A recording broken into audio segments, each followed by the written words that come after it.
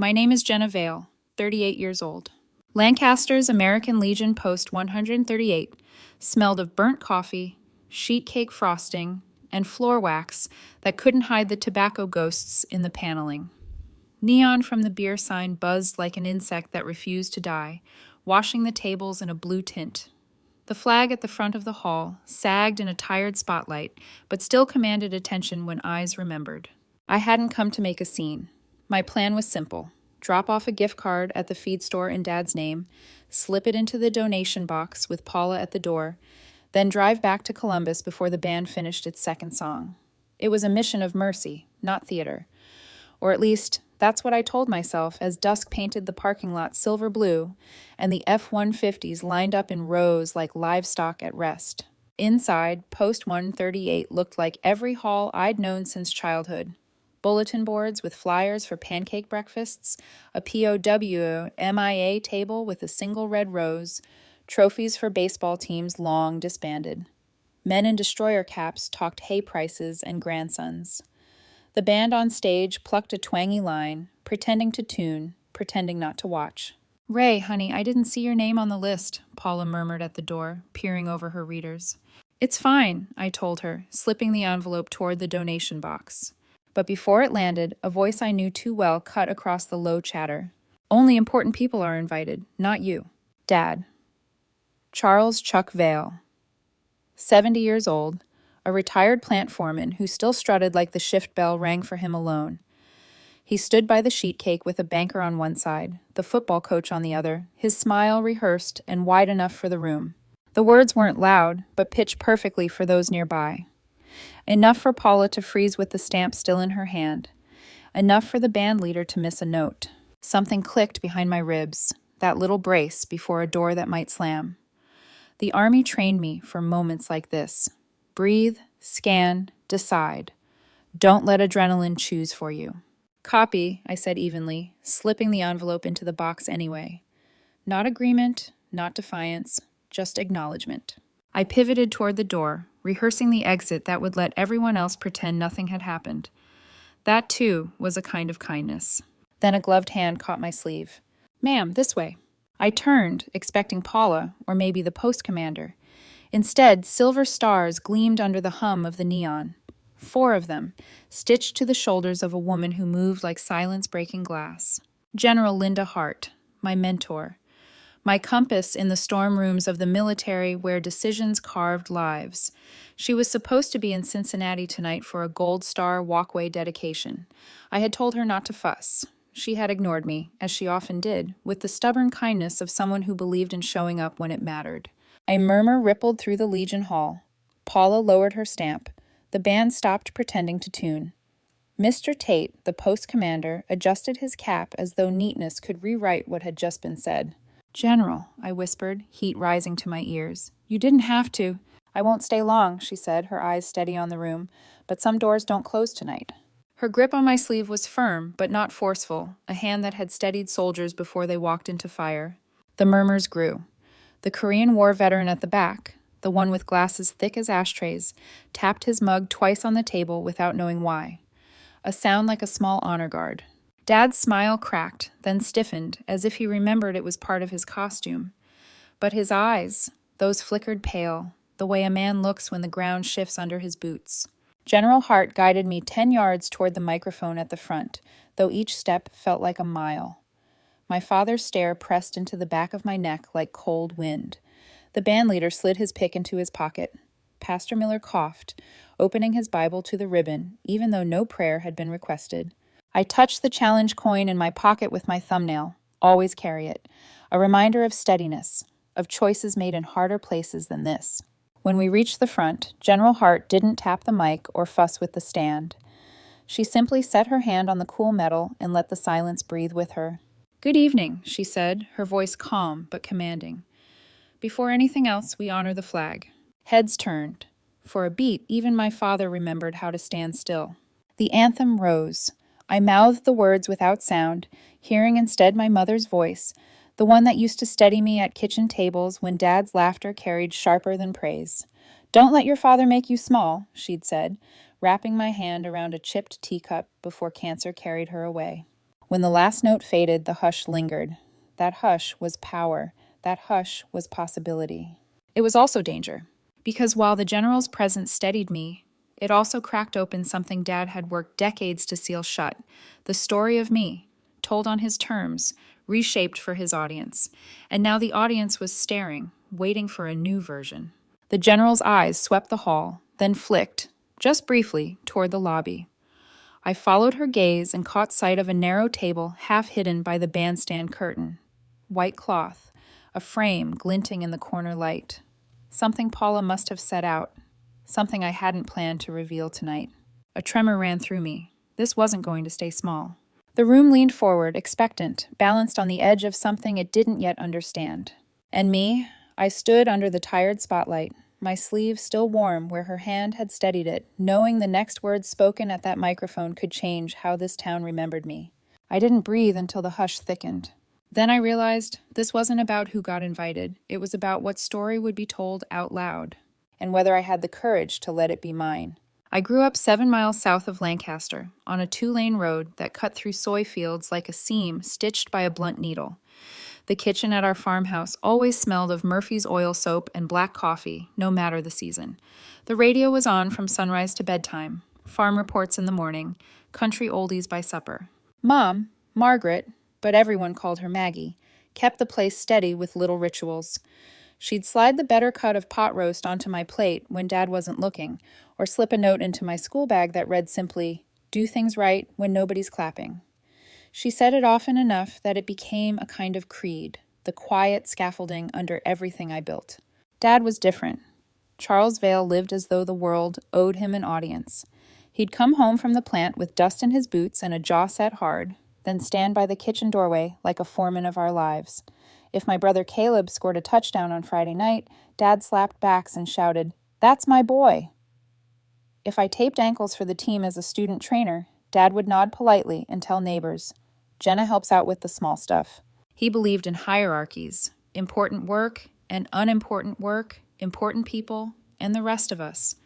His rules were invisible but sharp. You could feel them slice even when he didn't raise his voice. Mom used to soften it. "Everybody gets a turn," she'd say, passing Caleb and me, each a slice of pie as if sugar could balance the scales. And maybe it did for a while. By 19, though, I'd had enough of being small. I took a ride to the recruiter's office behind Kroger with nothing but a duffel bag and determination. Staff Sergeant Walters slid a stack of forms across the desk. "Medical fields open. 68 whiskey. Combat medic." The letters looked like a door. I signed before I had the chance to doubt. Texas heat nearly swallowed me those first weeks. The first time I set a tourniquet, sweat ran into my eyes, and my hands trembled over the webbing. The first time under fire, dust filled my teeth while helicopter rotors beat the air like hammers on steel. A private bled from everywhere and nowhere. "You're okay, bud," I told him. Not because it was true, but because words matter when truth can't. That night, I wrote a letter on bad CS paper, short and careful. Mom wrote back with recipes scrawled in the margins. She told me about church potlucks, about how Mrs. Whitaker from English class still used too much nutmeg, about the way the lilacs looked in May. Dad didn't write. At the plant, he told people I was some kind of nurse. One Christmas, home on leave, he picked me up from the airport. His hello wasn't a hug, but a comment. "You look scrawny." Caleb was trying out for college ball, so Dad's mind was already elsewhere. Then came a day in 2009 that bent my life a few degrees. A convoy was hit outside the wire, and we worked casualties under a sky that felt closer than skin. I was senior enlisted on shift, which meant I had to look like I knew what to do. Rhythm kept us alive. Eyes, hands, clipped words.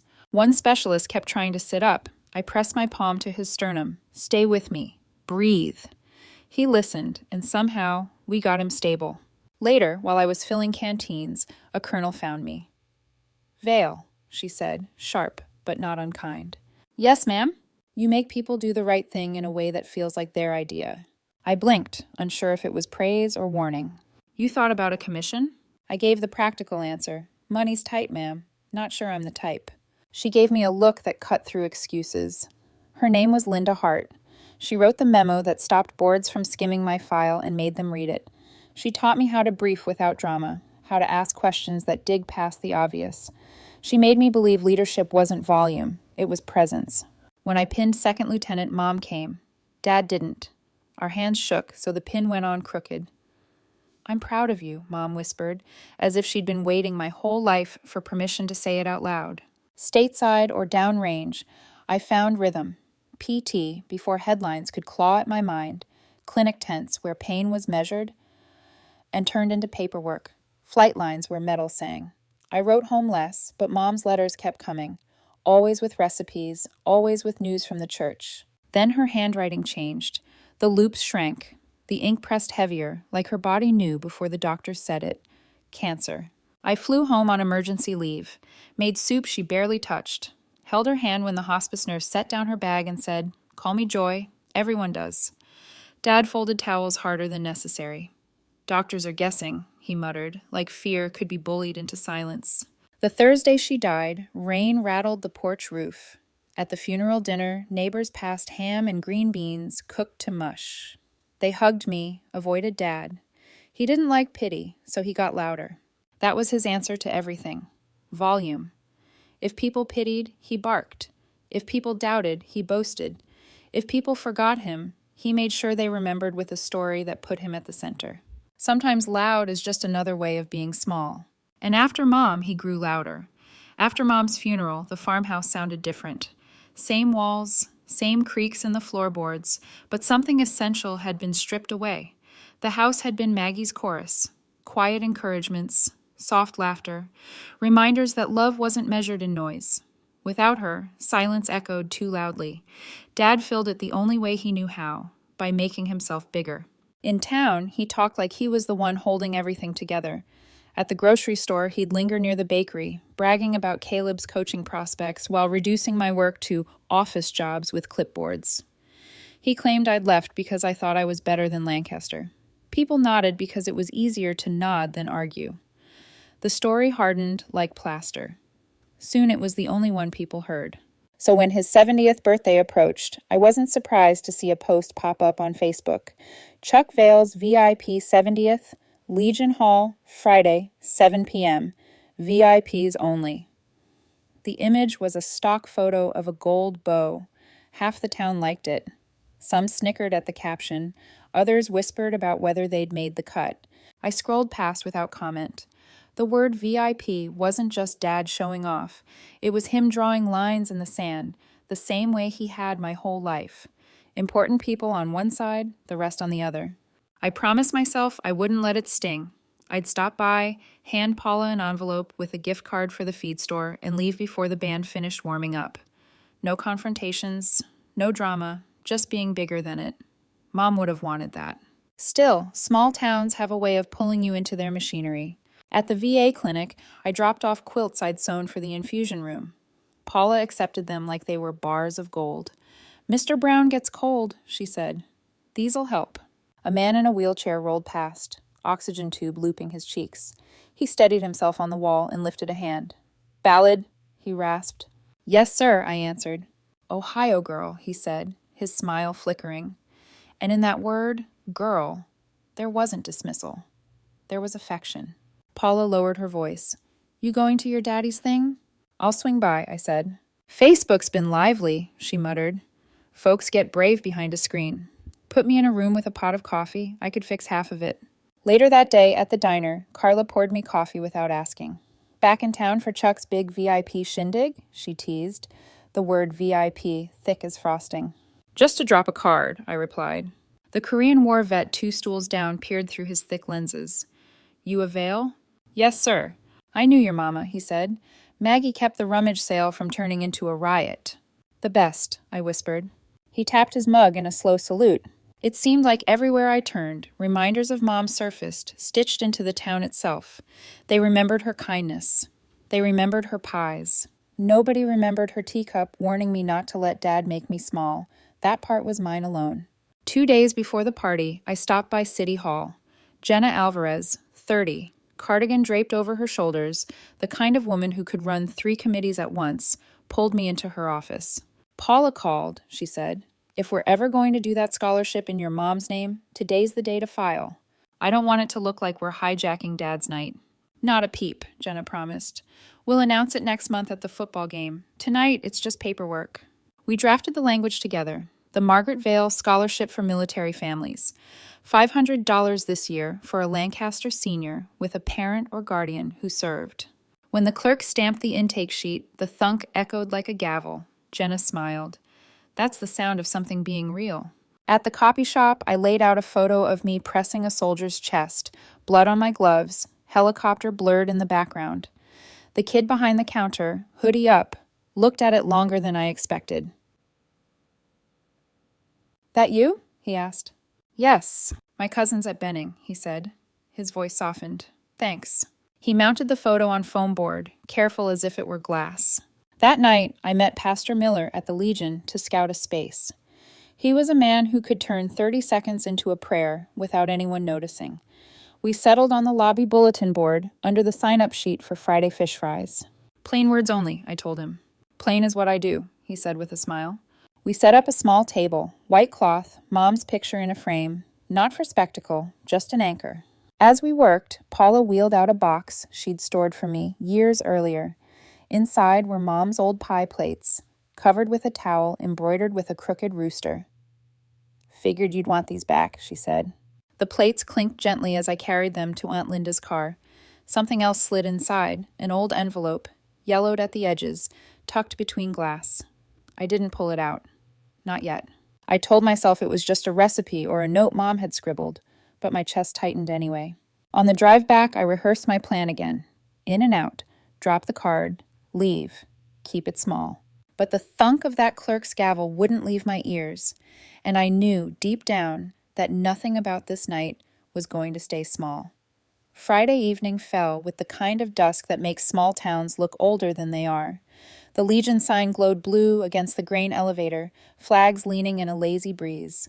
Pickup trucks and church vans crowded the lot, their headlights winking off as if on cue. I arrived in dress blues, shoes polished so sharp they reflected the neon hum. The garment bag had smelled of cedar when I unzipped it, a reminder of rules that never age. Ribbons straightened, spacing measured by the transparent ruler I always carry. Mom's rosary tucked into the inner pocket. Not superstition, just steadiness. Inside, the hall buzzed with forced cheer. Plastic cloths stretched across folding tables, sheet cakes sweating sugar under the lights. The air tasted like coffee left on the burner too long. Paula gave me a look as I slid the envelope into her donation box. You look sharp, she whispered. Tell him happy birthday, I said. But Dad saw me before she could reply. He was standing near the cake, surrounded by men who said sir to each other without meaning it. He crossed the floor with a public smile stretched tight. Only important people are invited, he said loudly enough for the banker at his elbow to hear. Not you. The sentence landed like a tray dropped in a quiet diner. For a heartbeat, silence rang. Then came the polite rustle of people pretending they hadn't heard. The hinge behind my ribs braced. Training kicked in. Breathe, scan, decide. I turned, ready to leave before anyone else had to carry the awkwardness. Then a hand found my sleeve. Ma'am, this way. 4 stars glinted beneath the neon. General Linda Hart stood tall, unbothered by the whispers already rising. Her presence shifted the room like a draft through a shut door. The murmurs spread. The band stopped tuning. Mr. Tate, the post commander, straightened his cap. Paula pressed a hand to her mouth. My father's smile faltered, then returned too late. The general led me forward. 10 yards felt like a runway. My father's stare pressed the back of my neck. Pastor Miller thumbed his Bible ribbon. The band leader slid his pick into his pocket, hands suddenly idle. I rolled the challenge coin in my pocket, thumbnail tracing its edge. Always with me. Always before something hard. At the microphone, the general rested her hand on the stand. She didn't tap. She didn't test. She simply breathed, and the hall breathed with her. Good evening, she said, voice low but carrying. Before anything else, we honor the flag. Every head turned. Even Dad stood straight. For a moment, the whole town remembered how to be still. When the anthem faded, General Hart nodded to Mr. Tate. He cleared his throat, voice gravel steady. We have distinguished guests tonight. Paula moved quickly, sliding the little lobby table to the wall by the bandstand. The white cloth caught the neon glow. The framed photo of Mom anchored one corner. Beside it, foam boards, my DD 214, redacted lines black as scars, a photo of my palm pressed to a soldier's chest, a folded flag from a change of command. Eyes turned. People shifted in their seats as if drawn by gravity. General Hart's voice carried like calm water. By authority of the United States Air Force Personnel Center, Colonel Jenna Vale was promoted to the grade of 06 2 weeks ago. Tonight we acknowledge it publicly among the people who raised her. A ripple traveled the room. Colonel. The word felt heavier than the silver eagles boxed in velvet. She lifted a letter, but didn't wave it like a prop. She read the lines that mattered. Leadership under pressure, mentorship, integrity when no one was clapping. Pastor Miller murmured amen without meaning to. Somewhere in the back, the Korean War vet tapped his mug twice, the same rhythm as before. General Hart turned toward Dad. Mr. Vale, she said evenly, we had the official pinning at the base. Tonight we present your daughter with a small shadow box for your family's keeping. With your permission, would you help place one eagle? The room leaned, weather vanes turning toward a storm. Dad's smile broke at the edges. He looked at his friends, searching for a joke to climb out on. None came. Caleb touched his elbow, a wordless plea. Slowly, Dad stepped forward. His limp showed, the old roofing injury he always tried to hide. Paula placed the shadow box on the table, velvet waiting. Up close, I saw his fingers tremble, the same tremor they'd had after Mom's funeral, when he carried a casserole dish to the sink and set it down too hard. He lifted the eagle, mouth opening, closing. At last he managed, well, I'll be. Place it right there, General Hart said softly, tapping the brass tack. He pressed the eagle into velvet. It caught the light and sat straight. For a second, he stared at it like it might answer for him. Then he stepped back, pale and older than I had ever seen him in public. The band leader pretended to adjust a pedal so he could wipe his eyes. Paula sniffled, pretending it was dust. Caleb stood at Dad's shoulder, stiff and ashamed.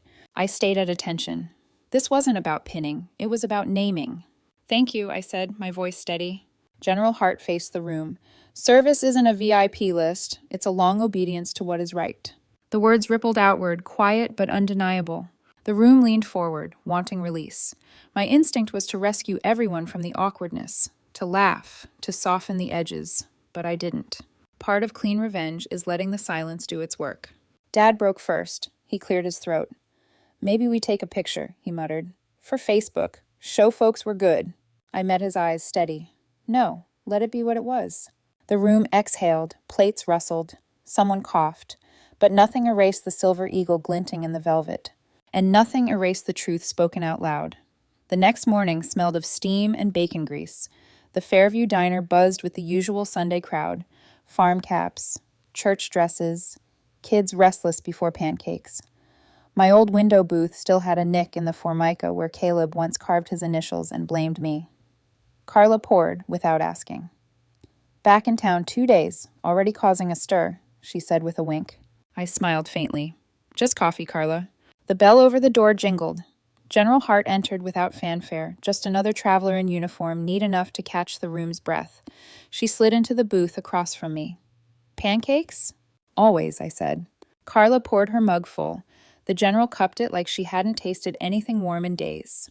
For a few minutes, we ate in silence, grateful for butter melting into stacks. When the plates were half empty, she set down her fork. I checked in with Mr. Tate. They'll keep your display in the lobby for a week. People will stop by in dribs and drabs at their own speed. That's the right speed. I nodded. Truth isn't fireworks. It's something people have to see slow. She studied me. What you did last night, it wasn't about winning. It was about telling the truth in the right room. Felt more like putting a crooked picture straight, I said. Her smile was small, almost proud. That's all leadership is. Outside, Main Street stretched quiet, storefronts not yet open. For once, Lancaster looked like a town that could forgive itself. But by noon, the ripples started. At the grocery store, Coach Henderson cornered me by the bananas. I should have known, he muttered. Didn't make it easy to, though. I didn't either, I admitted. He clapped my shoulder, the kind of touch that was half apology, half plea. Later, the banker called Jenna at City Hall. Word spread before sundown. First National might match funds for Mom's scholarship, but only if their name went on every flyer, every program, every halftime announcement. Jenna phoned me, her voice tight. They want branding. They're calling it a condition, not a donation. My jaw tightened. They don't own Mom's name. They're powerful, Jenna said. If they pull support, people might think the scholarship's not real. I thought of the gavel thunk of that clerk's stamp, the sound of something made official. The banker hadn't been there. He hadn't heard it. That evening, Caleb texted, "Don't start. Just try not to make it about you." I stared at the words until the letters blurred. Then I typed back, "Not planning to, just planning to make it true." 3 dots pulsed, disappeared. Finally, "Good. Town's watching. Tight night." His tone was clipped, careful, like a man trying to stand on 2 different docks as the river widened. At Aunt Linda's, I unwrapped the pie plates Paula had given me. The rooster towel smelled faintly of cinnamon, even after years in storage. When I lifted the top plate, the old envelope slid loose. Yellowed edges, Mom's handwriting curled across the front. I slid it back under the towel, my hands shaking. Not yet. Instead, I pressed the challenge coin into my palm, so tight the edge left a half-moon mark in my skin. A reminder. A weight. The next morning, Paula called. "Mr. Tate's talking about a monthly veterans clinic," she said, excitement bubbling. "Dr. Patel could staff it if we host here. All it'd take is coffee and a sign-up sheet." "That's good," I said. "Better than good. It's needed. But the banker—" She trailed off. "I know," I said. The coin's imprint still burned in my palm. That night, I dreamed of Mom at the kitchen table, tapping her spoon against the chipped teacup. "Don't let him make you small," she said again, softer this time, like a prayer. When I woke, the imprint was still there. By midweek, Lancaster gathered on the courthouse square for the Gold Star Walkway dedication. September air carried a chill, sharp enough to make collars rise. Potted mums lined the path, orange and gold like a second sunrise. The walkway curved under maples, each stone cut with a name, a rank, a date that should have been later than it was.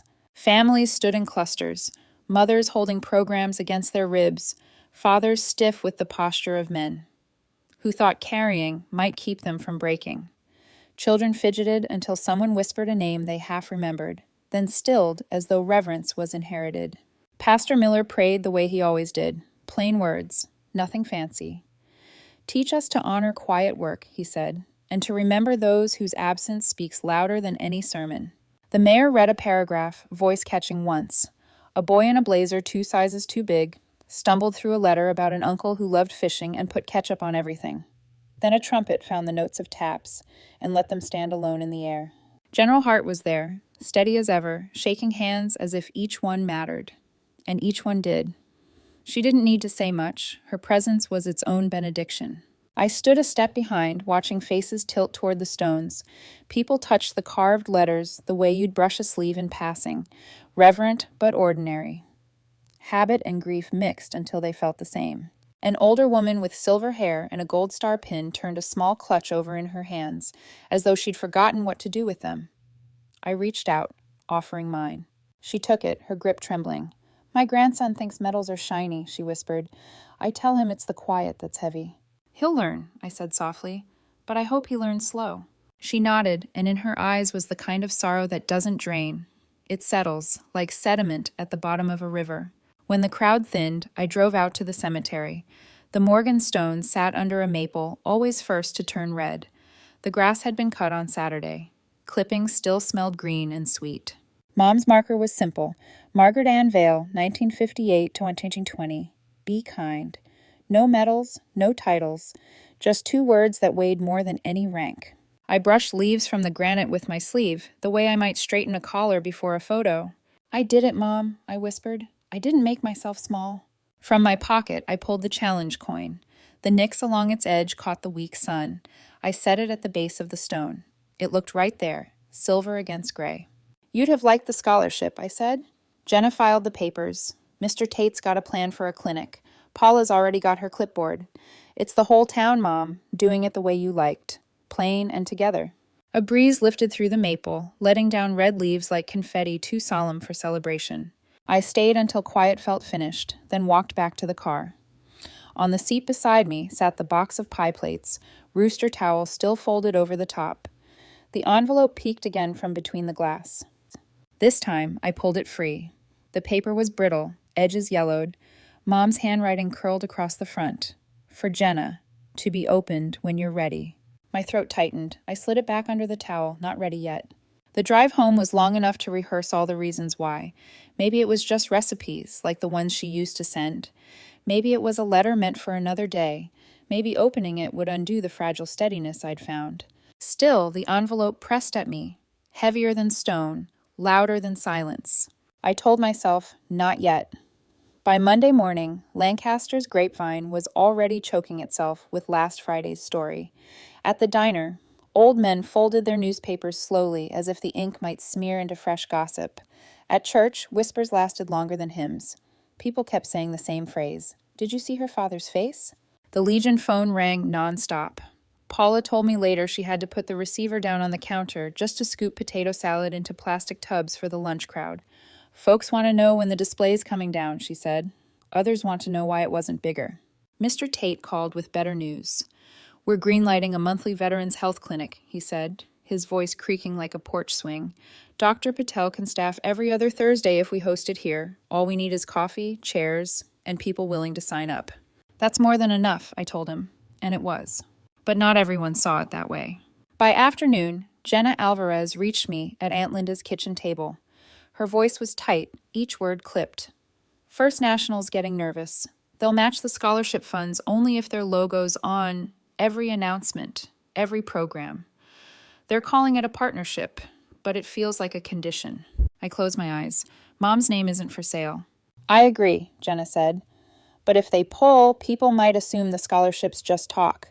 And the bank's already hinting they could reallocate community funds, which means the Legion roof doesn't get fixed this year. The roof. I remembered the drip stain in the back hall, the smell of damp wood. Small-town problems always came wrapped in big-town leverage. That evening, I walked through Kroger for milk and bananas. Eyes followed me, some curious, some cautious. Near the frozen foods, the banker himself stopped me. His suit looked too clean for the aisles. Colonel Vale, he said, offering a smile that didn't touch his eyes. Impressive ceremony the other night. Good for the community's morale. Good for the truth, I corrected. Of course. He smoothed his tie. I'd hate for that truth to be overshadowed by funding difficulties. The Legion, the scholarship, it all takes money. And money needs names attached, recognizable ones. Like yours, I said flatly. He chuckled, as if I'd complimented him. Exactly. Then he leaned closer. Your father understood that when he made certain arrangements. I stared. Arrangements? Let's just say he ensured the right people felt acknowledged. He straightened. That kind of foresight keeps a town running. Before I could answer, he patted my shoulder as though he'd sealed a deal and walked away. The milk in my basket felt heavier than it should. At home, I found Caleb leaning against the porch rail. He'd driven over, truck still ticking from the ride. He didn't look me in the eye. I wanted to get ahead of it, he said. Of what? The donor stuff. The bank. Dad knew making you the butt of a joke would play well with them. He figured if he drew the laugh line, they'd write the check. I felt the air leave my lungs. You knew? He nodded once, jaw tight. I told him not to, but he said it was harmless. Just words. Said you'd shrug it off like always. Like always, I repeated. The phrase felt like a bruise pressed too hard. I didn't think he'd go through with it, Caleb added quickly. But when he did, he stopped, rubbing the back of his neck. I froze. Didn't know how to fix it. You could have warned me, I said. I thought maybe if I stayed quiet, it wouldn't land so hard. Silence stretched between us, filled with the sound of crickets starting up in the yard. Caleb, I said finally, do you understand what that means? He traded my humiliation for a promise, and you let him. His shoulders slumped. I'm sorry. Sorry felt thin, like paper over a crack. I walked inside, leaving him on the porch. My hands shook as I set the milk in the fridge. The envelope in the pie plate box seemed to hum at me from across the room, louder with every heartbeat. Outside, Caleb's truck started. Gravel crunched. The sound faded down the road, leaving only the rooster towel folded over Mom's plates, and the truth I wasn't ready to read yet. The price of VIP was clearer now. It wasn't just a joke at my expense. It was currency. And I had to decide whether to spend silence or break it. Night fell heavy on Aunt Linda's farmhouse, the kind of dark that swallows noise. I sat at the kitchen table with the rooster towel folded in front of me, pie plates stacked neatly beneath. The envelope had been taunting me for days, whispering from between the glass like it had a pulse. I told myself not yet. that I'd wait until things settled, until I felt steadier. But steadiness is a myth. The longer I avoided it, the louder it became. Finally, I slid it free. The paper was fragile, yellowed at the edges. Mom's handwriting curled across the front. For Jenna. To be opened when you're ready. My hands trembled as I unfolded it. My girl. If you're reading this, it means I didn't find the right time to say what I needed to. That's the trouble with mothers. We think we'll always have another supper, another car ride, another morning when you stop by for coffee. But sometimes time cheats us. There are things you deserve to know. Your father intercepted a letter once. It was from the Army, an invitation to your OCS ceremony. He said it wasn't important, that you'd tell us when it mattered. But I saw the postmark, tucked it back after he sent it away. I never forgave myself for letting him decide what you should or shouldn't celebrate. I want you to know, he did it because he was afraid. Afraid you'd outrank the story he tells about himself. Afraid of being small. When the plant announced layoffs, he felt himself shrinking. That's when the loudness began. Humiliation became his shield. If he shouted, nobody would see his fear. But I saw it. I carried it. I tried to balance it with kindness so you wouldn't carry it too. I don't know if I succeeded. I need you to remember, Jenna, loud is not strong, quiet can be steel, and you, my girl, are steel shaped by fire. Don't let your father's noise take up all the space. But don't lock him out forever either. Boundaries aren't walls. They're fences with gates you choose to open. Set the fence. Let him knock. Let him feel the difference between earned entry and demanded space. If you ever wonder whether you mattered more than Caleb's touchdowns or Chuck's stories, the answer is simple. Yes. Always yes. Even when I failed to show it. Even when I let him drown you out. You mattered in every breath I took. Be kind, but don't be small. Carry me with you, and when you doubt yourself, remember this letter. Remember that someone knew exactly who you were and was proud. Mom! I pressed the paper flat with both hands, tears blurring the ink. The words clung to me, heavier than the folded flag on display at the Legion, heavier than the coin I'd carried into every hard room. Dad had hidden the Oka notice. I should have been furious. Instead, I felt hollow, as though a truth I'd suspected all along had finally slipped its mask. He had stolen recognition not because he hated me, but because he couldn't stand the echo of his own smallness. The rooster towel still smelled faintly of cinnamon. I wrapped the letter in it, sliding the bundle back into the box, but the words wouldn't return quietly. Fences, not walls. Let him knock. The next morning, I drove to the farmhouse. Dad's truck was parked crooked, a folding chair propped in the driveway as though he'd been sitting outside, waiting for no one. He was in the garage, cleaning spark plugs with a wire brush, though the truck had been fuel-injected since Clinton. His radio barked about quarterbacks and stats. I stood in the doorway, the letter burning in my pocket. You busy? I asked. Always, he said, eyes narrowed. Against the grit he pretended to scrape. I pulled out the envelope. His gaze snagged on it instantly. His jaw tightened. Where'd you get that? He asked. Mom kept it with the pie plates, I said. Silence swelled between us. The wire brush stopped mid-scrape. He didn't deny it. Why? I asked quietly. He set the spark plug down. His hands trembled faintly. You'd have gone. You'd have stood there in front of everybody, bigger than me. And I couldn't... He stopped. I couldn't let that be the story. It was my story, I said. My voice didn't rise. I didn't need it to. Not yours. His eyes flicked to the floor, then back to the envelope. For once, he looked smaller. Mom said fences, not walls, I added. This is me setting a fence. He swallowed hard. And if I knock? Then we'll see if I open, I said. For a moment, neither of us moved. The radio announcer yammered about a touchdown that didn't matter. Finally, Dad nodded once, like he was agreeing with the weather. Fair enough. I left him there, spark plugs and silence scattered around him, the letter warm against my chest. For the first time in years, I didn't feel small. The days after I showed Dad the letter felt different. Like the air in Lancaster had shifted. People still whispered, but the tone had changed. Less gossip, more curiosity. They weren't just repeating Dad's lines anymore. They were comparing them against what they had seen with their own eyes. At the feed store, a farmer nodded at me instead of looking past. At church, Mrs. Whitaker slipped her hand over mine and said, Your mother's scholarship will matter. Don't let anyone water it down. Small kindnesses, but they added up. The banker, though, was relentless. Jenna forwarded his latest email. First National will gladly continue its partnership provided recognition is prominently displayed at all public events. In other words, our scholarship, their logo. I drove back to the farmhouse that evening, letter in my pocket. Dad was sitting on the porch, chair angled so he could see the driveway before anyone reached it. He looked older than he had at the Legion, as though Friday night had stolen a layer of bravado he couldn't grow back. "You've been busy," I said, stepping onto the porch. "Trying to keep things running," he muttered. "That roof at the Legion. Bank promised me years ago they'd handle it. Then they said maybe if I kept them close, maybe if I made sure they felt important." His voice trailed. "So you traded my humiliation for shingles." His jaw tightened. "It wasn't like that." "It was exactly like that," I said, pulling Mom's letter from my pocket. "You've been using the same trick for years. Louder stories, bigger boasts, anything to make yourself look essential. But you made me small to buy it." He didn't answer. He just stared at the boards of the porch, his thumb rubbing the chair arm raw. "I'm not here for apologies," I continued. "I'm here to make a new deal. You want fences? Here's mine." He looked up then, suspicion and hope fighting in his eyes.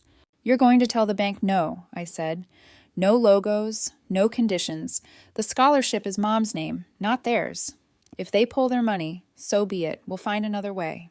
"That'll cost the Legion," he said. "Not if you step up," I replied. "You want to matter? Then show up with your hands, not my silence. Fix the roof yourself. Organize the crew. Caleb can help." Mr. Tate already said volunteers are lining up. His mouth opened shut. "And if I don't?" "Then the fence stays locked," I said flatly. The word hung between us. He leaned back in his chair, creaking wood filling the silence. Finally, he sighed. "Maybe it's time I did something different." Inside, I found Caleb at the kitchen table, scrolling his phone. He looked up, guilt already waiting in his eyes. "You knew about Dad's deal with the bank," I said. He winced. "I told you. I didn't think he'd go through with it." "But you didn't stop him either." He set the phone down. I froze. Same as I did Friday night. I just didn't want to be in the middle. "You were in the middle whether you wanted to be or not," I said. "And staying quiet doesn't make you neutral. It makes you complicit." His shoulders slumped. "So what now?" "You help Paula with the clinic. Every sign-up sheet, every phone call, every vet who needs a ride, you handle it. You want to make it right? Put your name on the clipboard, not on excuses." He nodded, jaw tight. "Okay, I'll do it." "Not for me," I said. "For Mom. For the people who'll need it." The room went quiet again. The tick of the kitchen clock filled the space Mom used to occupy with humming. As I left, Dad spoke up from the porch. "Thanksgiving," he said. "Bring Mom's pie plates. Bring a pie if you want. But bring your voice, too. Kind, not sharp." "Kind doesn't mean quiet," I warned. "I know," he admitted. "And the plates better come back clean," I added. A faint smile tugged at the corner of his mouth. "Fair enough." The sun dipped low, staining the fields orange. For once, I didn't feel like I was leaving behind a battlefield. I was leaving behind terms. Not a truce, not surrender. A fence with a gate he'd have to knock on. Friday night lights always made Lancaster look bigger than it was. The bleachers filled with neighbors wrapped in blankets, concession smoke rising into crisp September air. Brass from the high school band blared slightly off-key, but earnest, every note stitched with pride. I stood on the track, dress blues replaced by a plain jacket. Tonight wasn't about me. Tonight was about Mom. At halftime, Jenna Alvarez walked to the 50-yard line with a manila folder clutched to her chest. The PA system crackled. Tonight, the Lancaster School Board quietly acknowledges a new tradition. The Margaret Vale Scholarship for Military Families will award its first grant this spring.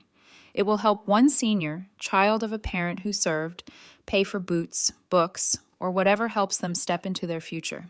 Her voice carried steady, plain, no flourish. Exactly right. In the stands, people leaned in. Some clapped cautiously, others with conviction. Mr. Tate adjusted the banner stretched across the rail until it was square. Mrs. Whitaker dabbed her eyes with a handkerchief and nodded like punctuation. No bank logo adorned the banner, just Mom's name. Near the 50, Dad stepped forward, slow but deliberate. He wore his Legion jacket, hands empty. The microphone waited. For a moment, I thought he'd fumble, reach for an old joke, dodge the weight of the moment. Instead, he cleared his throat. "This town raised a daughter who serves. I thank you for raising her alongside me."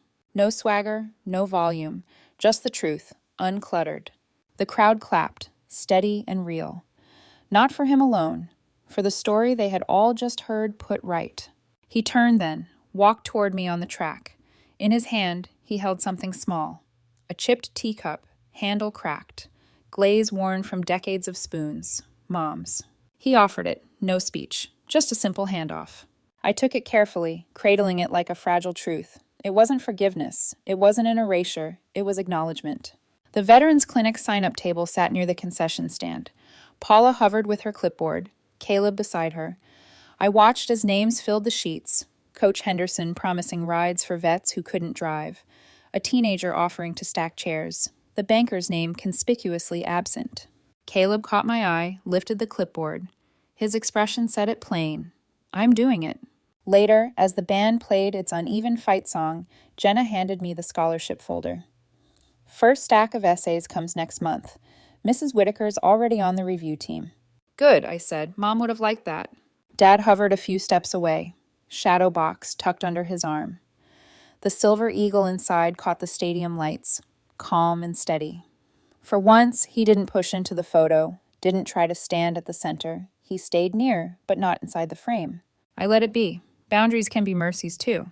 The night ended with victory on the scoreboard, kids spilling onto the field, laughter loud enough to chase away the chill. I walked out under the same sky I'd walked under at the Legion, but lighter, truer. The air returned. Mom's teacup pressed warm against my palm. Important isn't a guest list. It's the long obedience to what is right, done without applause until the day a room, or a whole town, has to hear it out loud. And when they do, it isn't fireworks. It's air returning.